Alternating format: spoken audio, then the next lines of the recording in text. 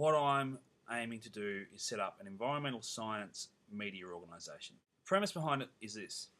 It's incredibly common to find that people in scientific fields, particularly those doing PhDs, really struggle to be able to articulate what it is they're up to, why they're doing it, and how they're doing it in a way that is clear, logical, and easy to understand to the media and therefore the general public. More often than not, journalists, radio or television producers have to stop what they're up to and basically say to their talent, I'm a complete idiot, now tell me what you're up to, and then hope that the scientist is going to actually be able to explain what it is and why I should be interested in a way that the media and the general public can understand.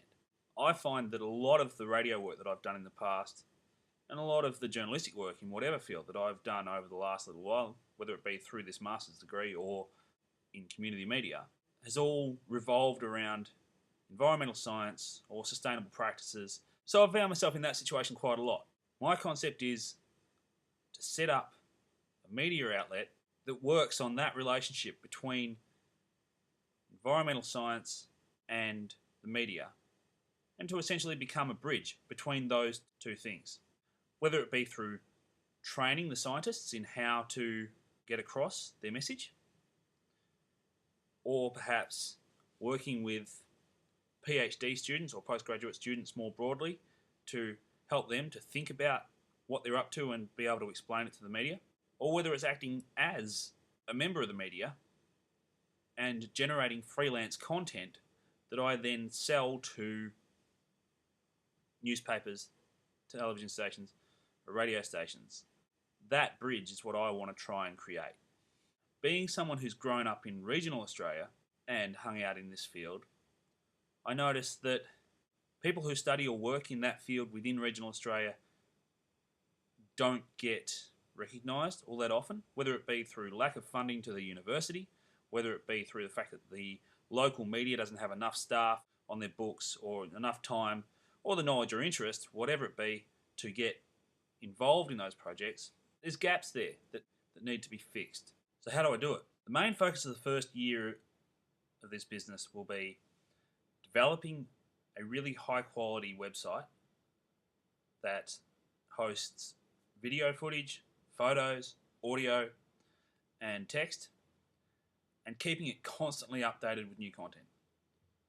You've got to get the new content though. So the other part of the project will be liaising with universities, regional universities first and foremost, and connecting with universities that have really strong environmental science programs. But then you've also got to promote your work. So outside of having the website, the other important factor is travelling to events, paying to be a part of those events. If you've got a website with a whole lot of good content on it, then it'd be easy to set up a video screen where you can show some of the stuff that you do and promote your services. So there's going to be a lot of travel involved in the first year. It's going to be a lot of paying to be involved in events and a lot of work getting the website up and working as hard as possible to push the performance of your website to the top of the Google search chain so that you get found quickly. Once it's running and going well, that website then can be used also to sell advertising for services that relate into the fields that you're trying to work within. The expenses involved in this kind of operation aren't exactly huge. For a start, I'm a sole trader, but more than that, this kind of project lends itself to the option of taking up what's called a hot desk in an office that's shared with a whole lot of people and you don't have a permanent space. The hardware that I use to do any kind of audio or video recording is quite portable. The editing itself can all be done on a laptop, which will be easily moved. And the biggest benefit is that these buildings with hot desks in them are known to have top-of-the-range, high-quality internet connections and even audio-visual suites. That cuts out a whole lot of expenses like utilities bills, which are included in the cost. But more importantly, it removes the need for me to have my own internet connection, which has a huge startup cost. The other major attraction, of course, is that you're sharing the space with other people doing similar things. So, why not help my environmental science media company promote the good work of talented scientists?